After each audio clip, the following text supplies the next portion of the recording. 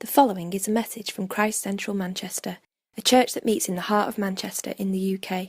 To find out more about us, please visit www.christcentral.org.uk. Philippians 4 and verse 10. I need to stop bending down. Philippians 4 and verse 10. This is Paul finishing off his letter to the Philippians. Like we've been in this book for a few months when I've been speaking on a Sunday. And so we're just in these last few verses where effectively he's signing off. He's saying goodbye. But look at what he does. Verse 10 of Philippians 4. I rejoice greatly in the Lord that at last you renewed your concern for me. Indeed, you were concerned, but you had no opportunity to show it. I am not saying this because I am in need, for I have learned to be content whatever the circumstances. I know what it is to be in need, and I know what it is to have plenty. I have learnt the secret of being content in any and every situation, whether well-fed or hungry, whether living in plenty or in want. I can do all this through Christ who gives me strength. Yet it was good of you to share in my troubles. Moreover, as you Philippians know, in the early days of your acquaintance with the gospel, when I set out from Macedonia, not one church shared with me in the matter of giving and receiving, except you only.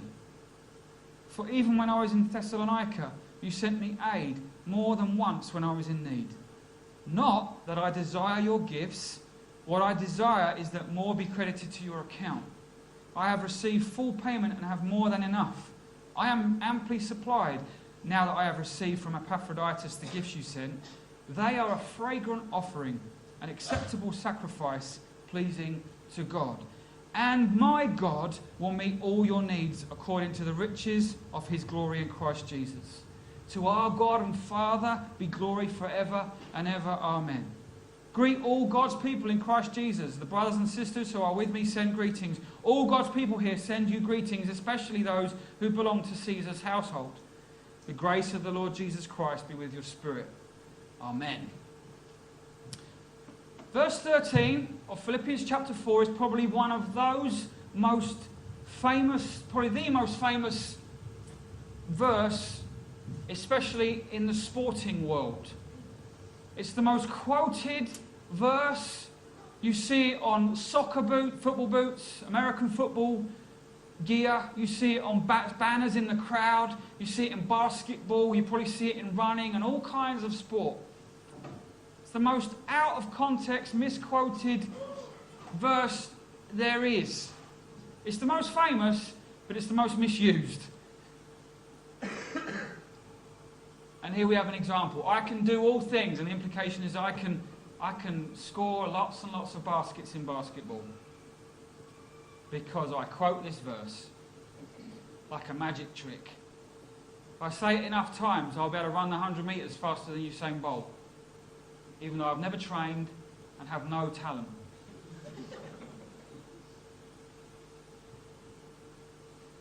The context for that verse that's used out of context so often, and you can stretch it a little bit to include living life, knowing his strength within you. And there are other verses that will back up that, yes, we know God's strength with us. And obviously we're to know God's healing and God's power at work in our lives. Jesus would talk about those kind of things. But how is it being used in its actual home context in Philippians chapter 4? In the context of money. Paul says, I can do all things, not I can jump out of a plane with no parachute, thousands of feet up. As long as I say this verse enough times, he'll give me the ability, the supernatural strength to somehow land safely without a parachute, just because I quote this. No, it's not. That's not what's going on. Paul's saying, I can do all things in the realm of having nothing or having lots. Doing well financially or not doing well.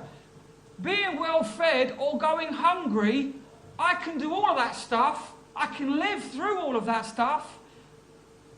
It's through Jesus who gives me strength.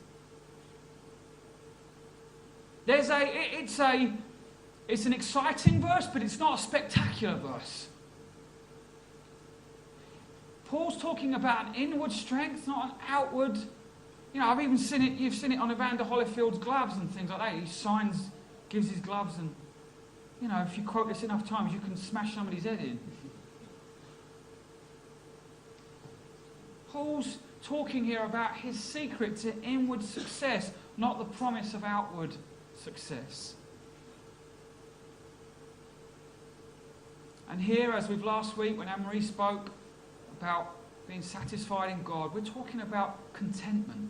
Paul's focus here, and our first point this morning is, he's very open about being content. Content in his life. And we went here this morning in worship. Am I content with God? Is God enough? And Daryl shared at the end. I was kind of building up to the bread and the wine. God was meeting with me, and then I managed to get myself back together again. And then Daryl started to talk about the cross again, and I was a mess again. I was thinking, I've got to get up and speak in a moment. Is Jesus enough? Is the bread and wine enough?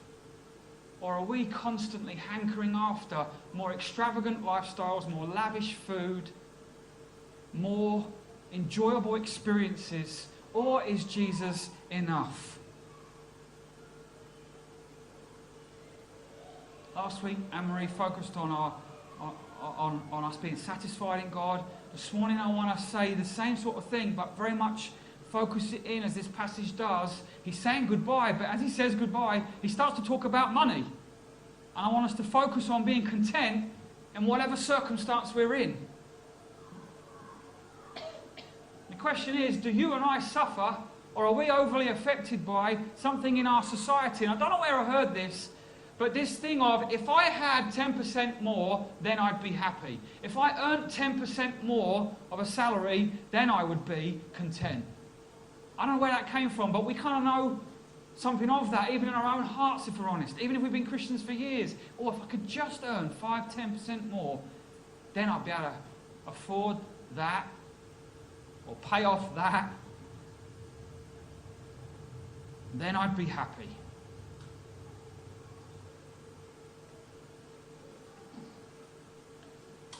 And we hit a problem. We hit two problems immediately this morning. Number one, I don't like, in church especially, to talk about money. Honestly, there are a gazillion different things I'd rather talk about and preach about. And there's a cynicism immediately attached to money in our day and age, and probably in every generation.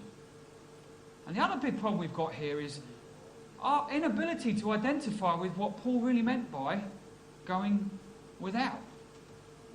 His understanding of need and not having enough and ours are poles apart. Now, we live in a day and age, even in our country, where people do end up without food. And we have the food bank, we are involved in that, we run a food bank and have the privilege, the genuine privilege of helping people out in the most dire situation, where they really have hit rock bottom to the point where they can't feed themselves. Well, for Paul, that was more than that was a more regular occurrence for him, more regular experience for him. And for the 90% of the world's population today, that is more of a normal experience, to miss a meal because you can't afford one. For us, to go without means not I'm going to have to go hungry today. It means I'm not going to be able to afford a holiday this year. That might be our version of going without. Or I can't afford to upgrade the TV for this year or next and get an even bigger one. That might be our version of going without. So we have two problems. One, we don't like to talk about money, and two, we don't really know what need is. Now, I'm not saying everybody, because some of you may have been in situations where you do know and have known real need. But for the majority of us, we are in the top 5-10% of the world's wealthiest people. We just are. Because we have running water and we have usually a roof over our heads and those kind of basics. And so there's two problems here. And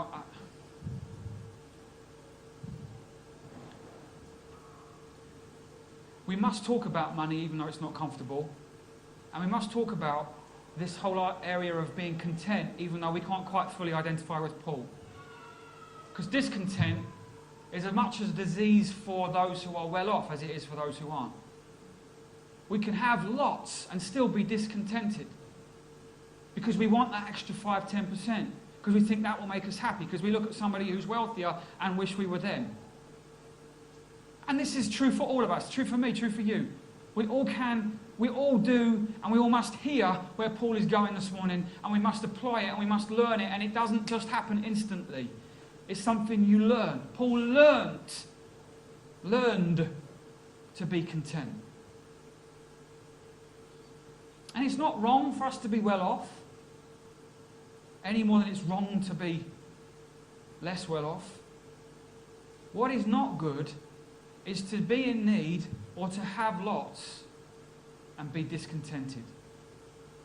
To be in need and constantly want what we haven't got, or to be in plenty and hoard what we have. We're to find contentment not in the stuff we own or in the bank balance we have, but to know a reliance on God over and above money, over and above possessions, over and above status. Paul is stressing a reliance on God over and above his financial situation. And he says to them, and it's a bit rude in many ways, I don't need your money. Thanks all the same. You've sent it, and I'm really grateful, and we'll talk about that in a moment. But at one point it sounds a bit rude. I actually don't need your money. It's not very caring at that point. He says, I don't need your money to give me contentment. God is my source of contentment. But it's okay for you to bless me. And he receives it gladly. But he says it's more about you than it is about me. And at this moment, there's a cynicism in us that says this is just a religious leader trying to coerce money out of people by reverse psychology and saying it's more about you than it is about me. I'll take your money. But really it's so that you can grow. If we're honest, and even me being up here this morning talking about money, there's a cynicism that can come upon us that says actually Keith's just trying to get more money out of us. Because he's talking about money. It sounds fake, it sounds, like I said, reverse psychology. It sounds like a religious leader trying to say the right thing. But when we see the basis, when we see Paul's experience, and we see something of the authentic background to what he's saying, we must take it at face value. Because this guy suffered more than most of us will ever suffer. This isn't some guy protecting himself up in an ivory tower, writing books and pretending to not need money when he really does appreciate all the lavish things that he can spend their money on. This guy really does know what it means to go without a meal and to be shipwrecked, to be flogged, all for the sake of Jesus' name, to suffer and suffer and suffer. We see it in 2 Corinthians 11. I've been in prison more frequently, flogged more severely, exposed to death again and again. 5 times I received from the Jews the 40 lashes minus 1. 3 times I was beaten with rods. Once I was pelted with stones. 3 times I was shipwrecked. I don't know what ships he was on, but I spent a night and a day in the open sea. I've been constantly on the move. I've been in danger from rivers, in danger from bandits, in danger from my fellow Jews, in danger from Gentiles, in danger in the city, in danger in the country, in danger at sea, and in danger from false believers. I have laboured and toiled, and have often gone out without sleep. I have known hunger and thirst, and I've often gone without food. I have been cold and naked. Beside everything else, I face daily the pressure of the concern for all the churches. 2 Corinthians 12, next chapter, he says, therefore I am well content with weaknesses, with insults, with distresses, with persecutions, with difficulties, for Christ's sake. For when I am weak, then I am strong. He learned in those times and in easier times, because it's not just about the hard times, we're to learn contentment in both. In fact, sometimes there's as much danger, if not more danger, of being discontent when you have plenty. But he learned in the tough times what it is to be content. He'd learned the secret. He calls it a secret. Did you notice that in verse 12? I think in this version he calls it a secret. It's the worst kept secret ever, because in verse 13 he tells us what it is. Key. Kind of mystery, but actually not really mysterious, because I'm going to tell you what it is. In verse 13 he says, The secret to his contentment is not that latest phone or upgrading to that particular computer or extending the house or whatever it is, or promotion or whatever. The secret to Paul's contentment is that he focused on Jesus who gave him strength. Verse 13.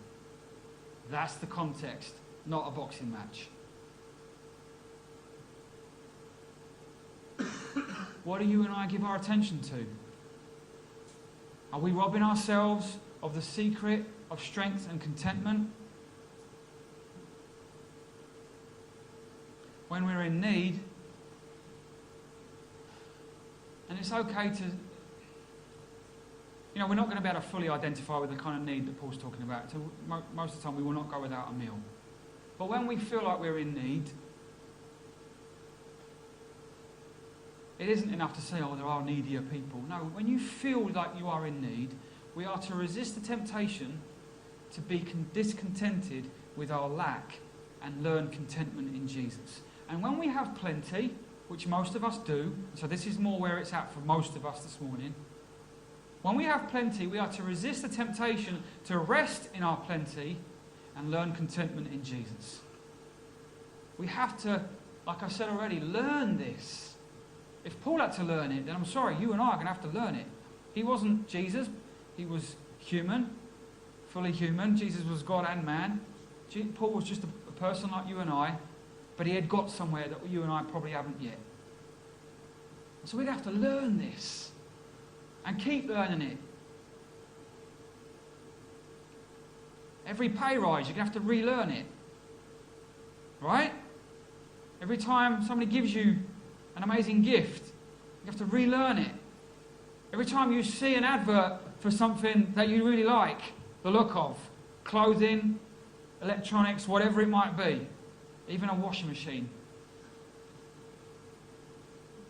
or a bread maker, or whatever it might be. Different things for different people. Not many people want about a washing machine, but you know what I'm saying.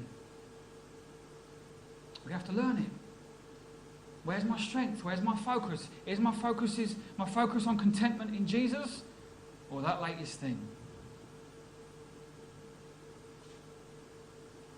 Where are we giving our attention?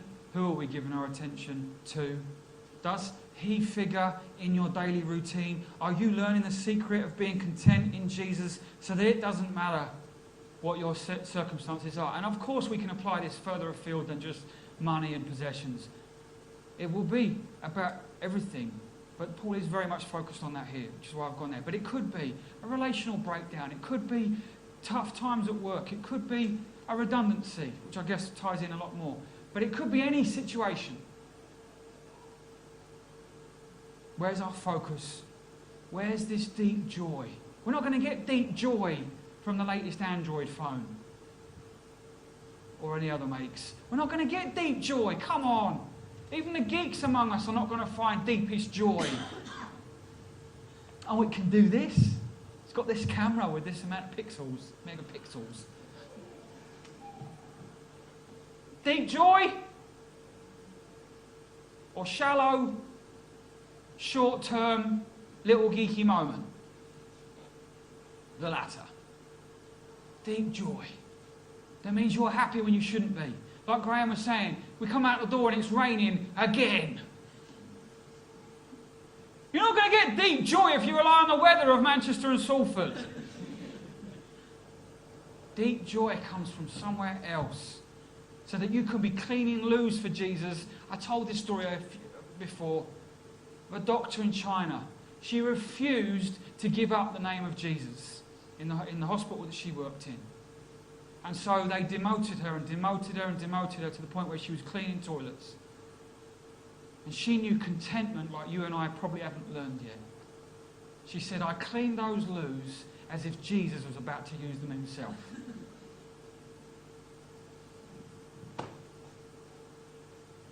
Or if you've been shipwrecked, still worshipping Jesus. Friends, I'm not there. Some of you will be ahead of me in this. But let's spur each other on. Don't let each other moan. You start to moan about the weather, be allowed to be kicked. Encourage people to kick you gently, somewhere soft. Don't moan. Stop moaning. Deep joy comes from somewhere else. That's the first thing. I wanted to just labour that point this morning because it's massive for us. It's massive for us in a society with advertising and marketing the whole time that tells you your life isn't complete because you don't own that particular jumper.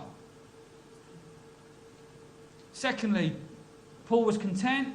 He was learning contentment. I'm sure it wasn't a finished deal even for him. And he was modelling it to them and to us and commending them then as well, secondly, for giving. Commending them for sharing in the ministry of giving and receiving is the way we can read it. And again, with the cynicism of our age and with probably every generation, what we can see here again, what we can see here, is just a religious leader asking for money and saying he doesn't really need it. And it gets worse in verse 17 because he says this thing about it's not for you to bless me, it's so that it can be credited to your account. And we have to be so careful we don't read it with that kind of cynicism. Because if all that we have looked at is true, if Paul really did experience all those horrendous things he went through, and if he really had learned the secret or something of the secret of being content, if Paul was willing to suffer and go without, and if he had learnt this secret, and if he really wasn't fussed either way if they'd given him money or not, grateful but not dependent, if that was all true, then of course he can say, this is about your growth. This is about your giving. And this is about your fragrant offering. This is about you pleasing God with your giving. If all of that's true, then of course Paul can say this is about you pleasing God. This is about you offering something that is like an Old Testament fragrant sacrifice. Smells good in God's nostrils. You can give God an experience of smelling nice things. You can give him a fragrant experience. You can please the God who created everything. You have a moment where you can please him by giving money. It sounds terrible. In the cold light of day, it sounds weird. But at the same time, it's incredible that you and I can please God by giving our stuff away. And he commends them. He says, you did this when no one else did. Did you see that? He says there was a point where no one else was sharing in this giving and receiving. They were all receiving. When I would visit their church and talk to them and teach them the Bible, they'd receive it, but they wouldn't share back. They wouldn't share in the giving and the receiving. That's what he's talking about, this giving and receiving. They were just receiving. They were just taking.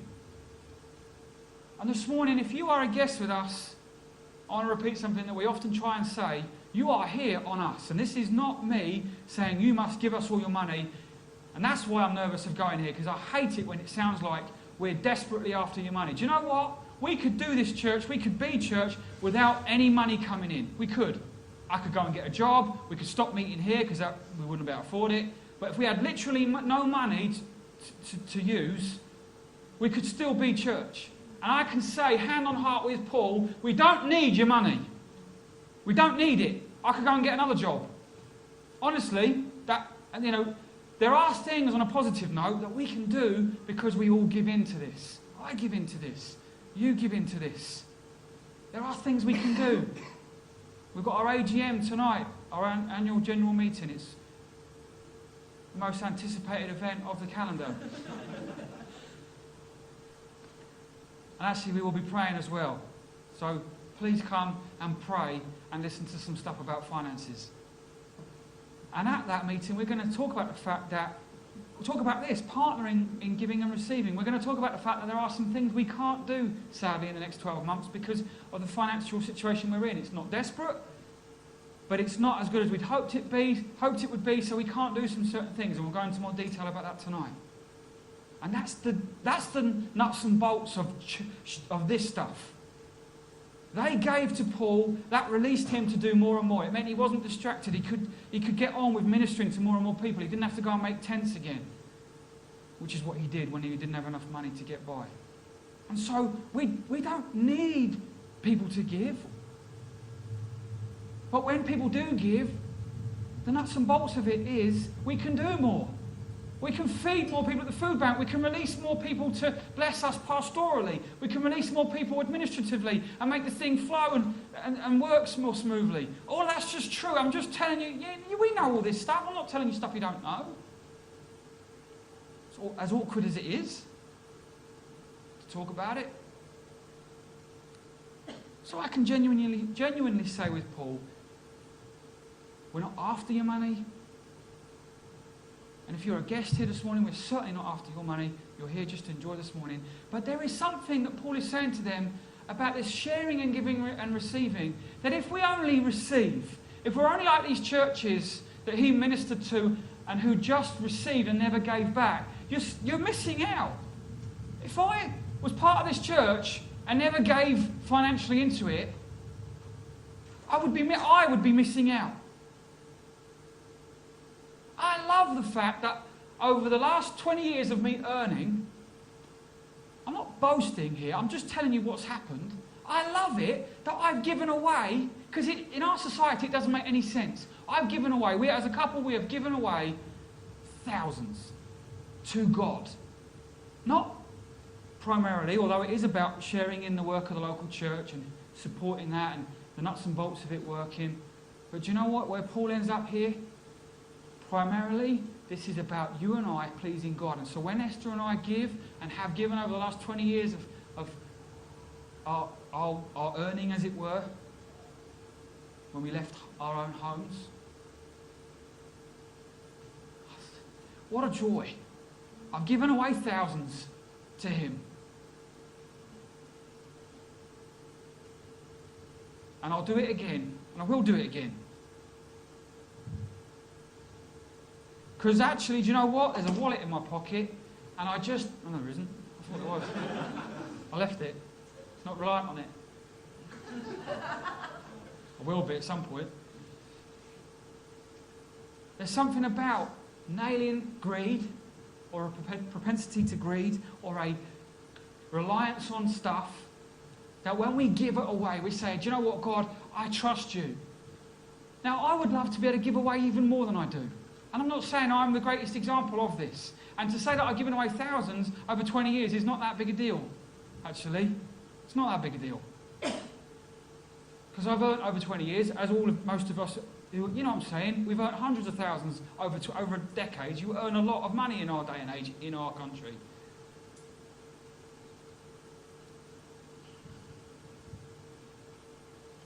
What Paul is saying is this: I don't need your money.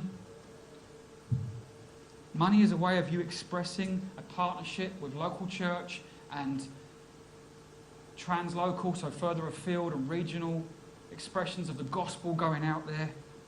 It's about supplying real needs, as we'll see tonight at this AGM. It's about sharing in this giving and receiving. And Paul does thank them. And I want to thank you. And I want to take this opportunity, that we don't probably often do, to say thank you to those of you who have given, who have stood with us in that way. And this is what Paul is saying to them. It is about pleasing God, but it is also thank you that you've stood and you've trusted.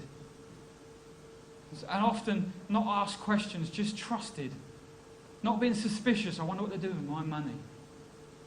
No, thank you so much. Genuinely, thank you. We don't rely on it, we don't need it in one sense, but we're so grateful that we can go ahead with the things that God's calling us to because of you and the fact that you are doing this. And so as a leadership team, we would want to express that this morning and just say thank you so much. Some of you have given incredibly sacrificially.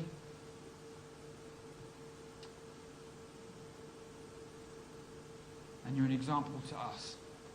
Some of you are an example to us.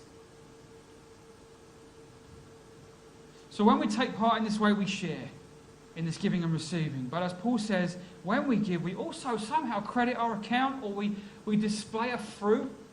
That other versions say the word fruit. It's like you're displaying where you are at in God, in your walk with God. It's like you're showing how you've grown. And somehow, as I've said already, we get to please God. We get to be this fragrant smell in his nostrils. And verse 19, we have this promise of his care for us. Now, this is not the prosperity gospel that says God is my cash machine. If I give £10, he's going to give me 15. Not that. All right? Hate that. Passionately. Nonsense. Jesus was poorer than most of the people that preach that kind of nonsense. He wasn't, well, we know he was perfect, so he didn't get it wrong. Paul knew what it was to be hungry. So to say because I'm a Christian, God's going to bless me financially, is absolute something. So it's not the prosperity gospel, but there is a promise here that we mustn't throw out because we want to throw out the prosperity gospel. There's a promise of care, verse 19, to these people in Philippi. Now I don't want to push this too far, because God cares for us, whether we give him a penny or not. But in the context, those who share in giving and receiving can take hold of verse 19 and know God's care of them in this particular way. He will meet your every need, is what it says. Not your greedy desires for the latest Rolls Royce. That isn't taking care of your needs. But he will take care of your needs.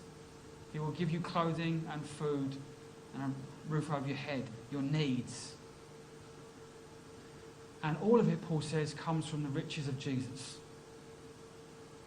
But friends, we've got to be so careful that we don't let cynicism take hold of us and dump all of this. God, and also because of the prosperity gospel, dump all of this. God will take care of you, this passage is saying, Paul is saying. As you trust him, he'll take care of you. That isn't the same as saying, I put £10 in and I expect to get 20 back.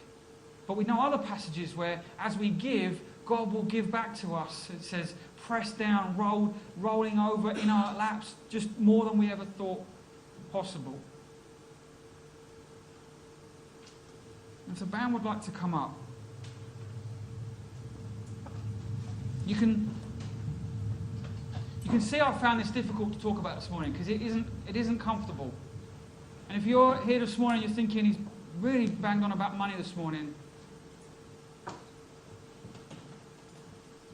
Genuinely, I would hate it if we were a church that always talked about money, and we don't, or never talked about money, and therefore we were people who were missing out. People in this church in Philippi were not missing out because they were sharing in all that God was doing. They were pleasing God, and I'd hate for you to miss out. Same way I'd hate for you to go into your single life or your married life getting things wrong because you're not applying the Bible to what it is to be single or what it is to be married, and you're getting relationships wrong. I'd hate it, and I would stop you and I would say, pastorally, come on, you can do better. There's a better way for you. But look at the Bible. Let's see what it says about relationships. Let's see what it says about living the single life for God. Let's see what it is about being in business. Let's see what it is to live life for God with your wallet and your bank account. That's where my heart is this morning. I'm not doing a Blue Peter appeal. Honestly, if you never gave another penny and we had to stop meeting here and all meeting homes, I wouldn't. There'd be something quite freeing about that. But at the same time, he says it's okay to partner with and give, and actually when we give, we please God. Wow. When I say wow, it's because I've run out of actual words. My daughter, who spots people's little foibles up on stage, and I'm going to get her to do a YouTube video of all the people that have ever been up here, because she's basically got everybody to a T. Certain people do certain things, and she says, when you say wow, you go, wow. But wow, we get to please God. How? With my little bit. I stand in order each month that goes from our account into the church account. And I'm giving that genuinely to God, first of all. Before anything else, I'm giving it to God, which is why giving in church, when we say at the end of the meeting, and we'll say it again probably, I'm about to say it now, so I won't need to say it again, but we say it most Sundays, when we give, if you're a guest, please don't worry, we're not after your money, but for the rest of us, this is part of our worship. We mean it! I mean it! I don't give just to bless a church account. I give primarily to God. Honestly. Otherwise I wouldn't do it. I give to please him, to somehow give him a pleasurable smelling experience. Amazing. How? How does that work? It's a standing order that creates a fragrance. So friends, my attitude to money is wrapped up in my walk with God. And yours. Am I content? And when I give to the work of this church and beyond, so what we're doing in Salford with the food bank, what we're doing in Manchester, what we're doing in the northwest, what we're doing in Zambia, it all goes to all of that. I'm giving to that. And when we give in a moment, as the offering goes round, and when we give our standing orders, we're partnering, we're sharing in and giving and receiving of the gospel and the kingdom. And if we come here on a Sunday and just receive, that's fine. But it's not God's best for you. It's not sin, I would say, but it's not God's best for you. Greed is sin, so it probably gets close to it quite soon.